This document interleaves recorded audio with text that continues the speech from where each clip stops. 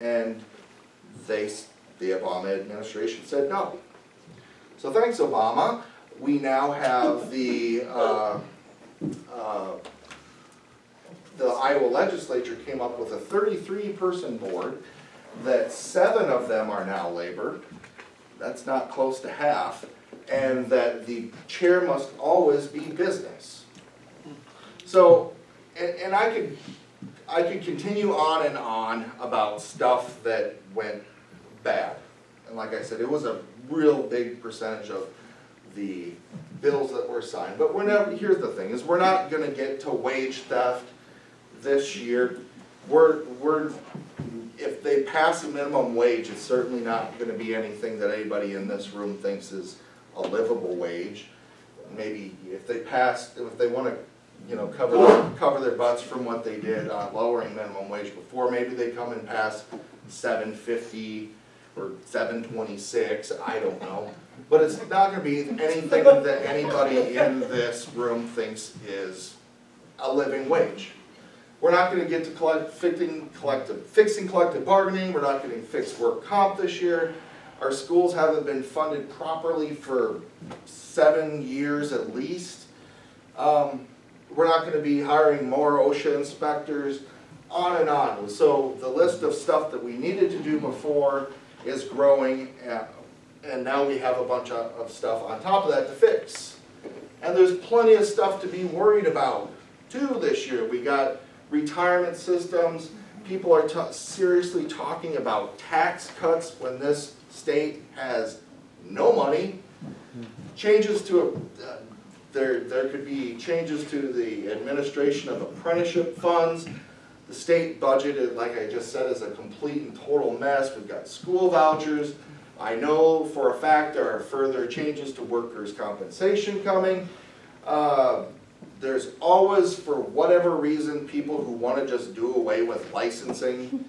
I don't know, it's like, hey, I can be an electrician, or I can be a plumber, nurse, a teacher, whatever. There's a lot of people out there who would love to get rid of licensing, so we expect, especially important to the trades, we expect that there's going to be a tax on licensing. And we know, I'm pretty sure there's going to be a second part to Chapter 20. And they'll call it a cleanup bill, like last year they just tweaked. But, I don't know, if you want to really bust the teachers union, Toby, when would you have an election? When? In the summer. Yeah, right? Yeah.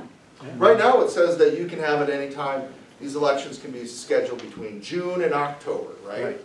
They could come in and they could say, nope, have to be in the middle of the year. Or they could say, we're no longer going to give over lists of employees. They could say, you know what, I don't want to speculate too much, but there's a whole lot of tinkering that they could do with this law based on the fact that there wasn't a whole lot of success this year because of the hard work that people put into the recertification elections. And the thing is that those kinds of changes aren't going to bring thousands of people to the Capitol. I would love it, but they're not going to be a big Chapter 20 bill like we had last year. And the biggest thing I think that many of us are concerned about is IPERS. And not just IPERS, it's IPERS and 411 and the PORS system and everything. And there's a lot of reasons why IPERS really matters. It brings a ton of money into the communities. I think probably everybody in this room can agree that if you make a promise to workers that you should probably keep it. After you've taken away pretty much most of the bargaining power of public employees, at least you still have IPERS as something to attract people into public service, and that very well could be taken away as well.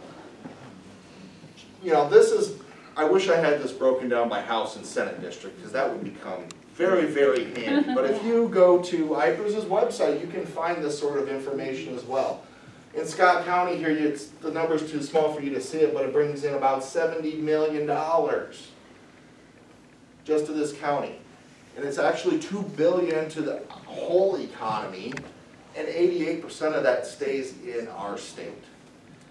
And as much as House Republicans, and well, especially last week, House Republicans came out with a very forceful statement that says, we are not going to do anything about IPERS. Oh, bullshit. Yeah.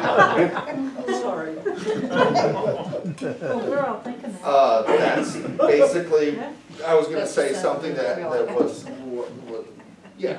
I don't trust them. Just like they said they were going to tweak last year, I don't believe them at all. They've given us no reason to believe them. You know, it starts out, you know, Branstad, here's double dipping Terry saying, look, IPERS is secure and strong and sustainable, it's great for Iowa. And then you go on and then he's saying, well, I think it's appropriate that we look at this. Blah, blah, blah, blah, blah. And then Reynolds comes out and says, well, it's not going to happen tomorrow, which implies what? That it's going to happen sometime, right? Yeah. And it's going to take some time to make sure we get the right people at the table, which is, by the way, nobody in this room. And then, like we've done with previous working groups, what was the working group for collective bargaining this year? It was like maybe 2 House and Senate members and the guy from Americans for Prosperity. So, I mean, that's one thing that they say they're absolutely not going to do. Here's another thing that people are saying from the House, Iowa House, we are not going to do school vouchers. But they really believe that they have this movement. You know, here's Walt Rogers, a representative from Cedar Falls, who thinks that the League of Women Voters is too partisan, by the way. He's saying, we have a moment, we've got to get something passed, you know? And, you know, and this is not to disparage or trash private school or homeschooling in any way, but we have an obligation as a society to take care of K through 12 first before we worry about anything else. And yes, that's worthy of applause.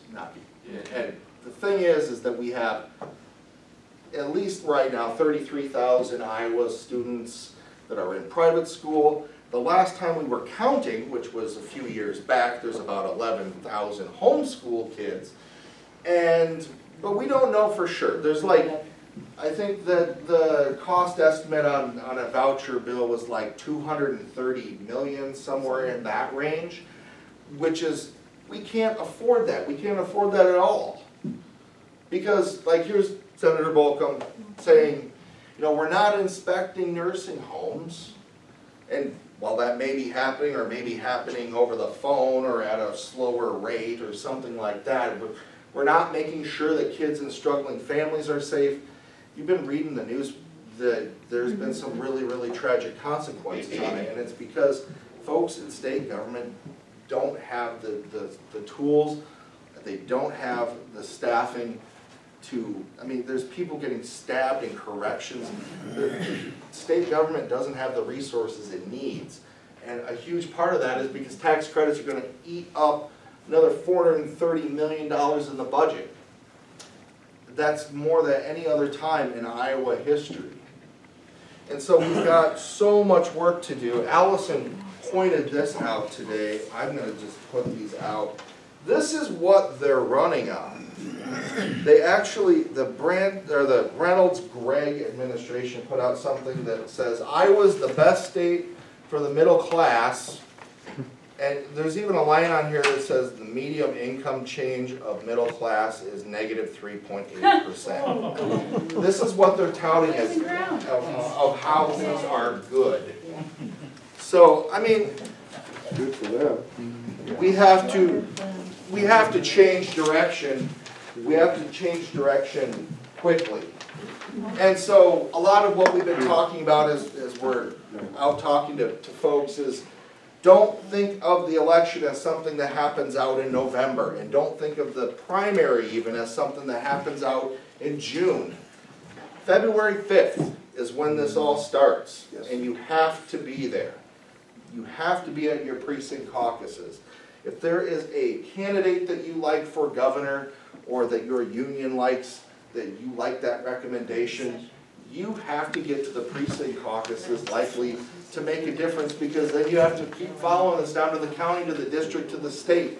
Because in this state, in Iowa, if you don't get 35%, it will end up at one of these conventions to be decided. And right now, there's like 700 people running for governor of Iowa. And look, my congressperson in the 3rd district was the 5th place finisher. And he has now served for like 3 terms. He was the 5th place finisher, and he was one of Senator Grassley's staff, so Senator Grassley was able to really work that convention for him and get him the Republican nomination. And so the decision, very possibly, for a lot of offices, whether, you know, whatever congressional district you even live in, may happen at one of these conventions. And so what do, right? It's, you know, you get involved and stay involved. I don't care if you're involved with Indivisible, or get involved with Team Can, or get involved with your local union. I don't care what it is, but just get involved and stay involved. Get involved in your local labor body. Dino would love to talk to you about that, I'm sure, if you're not already. And so how many of you here who are members, how many of you talk about politics at every local meeting you have? Awesome. I first started asking that years ago. I don't know, I've been with the state fed for about 6.5 years. And I've been asking that question over and over, and slowly more and more hands are going up. Because I think, as we have found out over the course of time, if you didn't already know it, that you have to be at the table. Because if you're not at the table, what's that saying? You're on the menu. Probably on the menu. And build coalitions in your local community and fight back. Hold legislators accountable through email and phone and forums. What you all did going out to forums last year was nothing short of incredible. And while maybe we didn't stop the Chapter 20 bill, it wore them down to the point where I think we did make some positive changes on some of these other bills. So, and if nothing else, just keep at them. And maybe this year they're going to try and do things like have their forums only with the Chamber of Commerce, or only with Farm Bureau. We got to find out ways around that. Find who in your local is a member of Farm Bureau and send them to that forum. During the day. They'll do them during the week. Yep. So find some retiree. We have to be more creative about this, because they're going to start shutting down. Like I said, Representative Rogers says that the League of Women Voters Forum is too partisan, so he won't go with it. But really, when it comes down to it, it's 3 things, right? We get different plans every year from the National AFL-CIO, or your local probably gets them from your international. It's like, this year we've got a 10-point plan, or we've got a 6-point plan, or what? You know what? It's a 3-point plan. It's always been a 3-point plan, and they try and make it a lot more complicated than it really has to be. It's a 3-point plan. It's register your members, right? If your local doesn't have a list, if you don't know who's not registered in your local, get a hold of us. We can get you, actually don't you get a hold of us, have your principal officer has to get a hold of us, and we can get you a list so you know who in your local that you need to talk to get them registered. And then it's educate union members about the stuff that I've been talking about stuff that we haven't been talking about. But talk to them about issues, and you all raised your hand about how you talk about politics all year round. That's important, because you can't just go to union members like 2 months before the election and say, vote for Arlene, because Arlene's the best thing ever, when they don't know Arlene, and they don't know what Arlene stands for or anything. But if we've been talking about politics for the entire year, then it's easier for them to make that connection, and it's easier to do the third part of the plan, right, is to turn members out to vote for candidates that support workers. It's a 3-point plan. register, educate, and turn folks out. Dino. Charlie, just to add a little twist on what you're saying now there is, when you say talk about politics, talk about issues. Yes. Talk about issues that affect your members and affect their community. Because that's where you're going to capture their hearts, right? And then if you educate them about the issues, they'll know what to do at the end of the day of where people stand. And just a little... No, that's absolutely correct. Part of the problem, I think, some of the problem of what happened maybe last year is that we did, you know, a lot of our messaging and a lot of the issues we've been talking about were talked about, but they were just picked up by, in our opinion, a con man. Talked about infrastructure, talked about trade, talked about jobs. Not necessarily following through on any of those things, but that message, you know, we have been talking about resonating, right? And so continue to talk about issues. So just, I'm not going to go through all these, but just for folks who might want to attend our legislative conference, it is the 21st and 22nd out at Prairie Meadows. Originally we had this on the 5th of February, and then the parties decided to have that as their precinct caucus day, so we thought it would be probably a good idea to find a new date, and Prairie Meadows could fit us in there. The other one is our COPE convention, which happens on April 14th. If you are from a union that's affiliated with the state federation, that's where we make our endorsements, and we'll be doing that at Local 310, which is the Steelworkers Hall, right across from Firestone in Des Moines. So with that, if any of you want a copy of this, or if you want something that's more detailed version of this, because I have ones that go more, that say exactly what the different bills do or whatever, just give me a call. My email is charlie@iowaaflcio.org. My cell phone is 515-664-5197. Our office is 262-9571. But yeah, get a hold of us, and we're happy to do whatever it is that you or your local or labor council or whatever it needs to help you be successful. So